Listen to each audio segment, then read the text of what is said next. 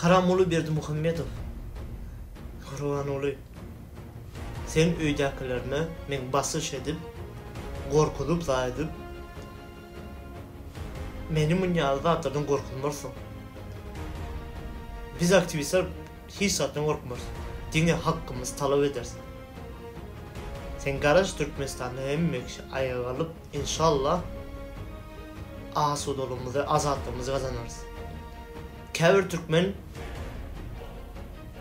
halkımız internette yazıp gelir. Asuda yurdumuzda, asuda asmalımız, gowy yaşapyr. Bir daş döwrüňde seredin. Dine öldüğünü düşünmem. Biz aktivistler dine azatlığı, asudalığı kazanıp diktatör rejimini yıkmayı istiyoruz. Şu kurban olayım, buranın diktatör rejimini. Siz aytcan asuda zadımız, yurdumuzda azatlık var diyen 10 yazat yok. Gözünüzü gowy edip açıp seredin Türkmenistan'ı. Türkmenistan'ı bolup geçen da hadiselere seredin. Prosto Türkmenistan'ı o zatları videolarda görkezip, televizorda görkezip, vatan haberlerde görkezip prosto asudurun görkezip ya ona çay verdim, ona çay verdi. Siz goca o Azatlık Radyosu'yla haberleşip görün.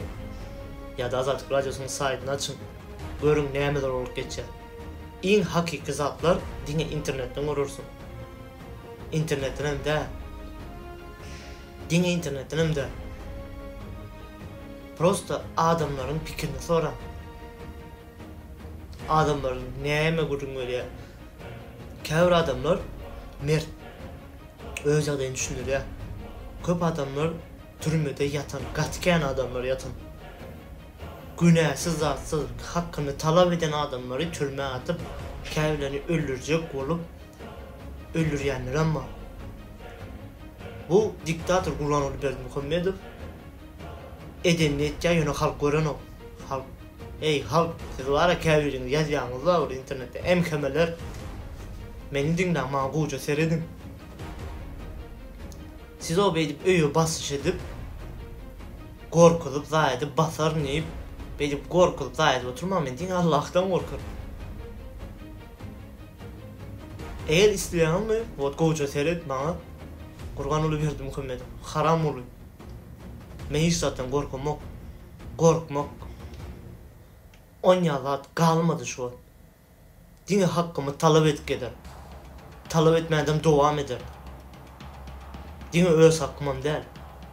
Türkmenistan'da halkın köçenýänligini olan üstünde durjak. Öz Türkmen halkymyzyň köçenmezligi üçin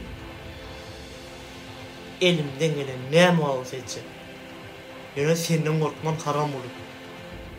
Biz aktivistler elimizde ama dowam eder. Aktivni bolup. Gurbanuly Berdimuhamedov sen göçüň açylyp başlansaň, gorkup zaýdyp bir gün Türkmen halky ayağa galar, diktatör rejimini yıkmak üçin. Gidip Putin'in göçünü yalamana başlarsan. O Suriýanyň prezidentiniň, bywşy prezidentiniň kiýaly. Şonuň üçin taýin ol. Haram boly. Türkmen halky inşallah ayağa galyp sen tohumuny ýok eder şuday. Dine sende tohumuň kim bolsa, yegenleriň bolsa da. Emkemeler dinleýändir. Men gorkup zaýdypdyramy, video çekip zaýdymda öz gurrun bilen zatlarymda. Din Allah'tan gorkun. Siz ya samskardan gorkman, siz ya diktatörlerden. Arz etkenler o hakkını talap etken adamlar türmeye basıp öldürüp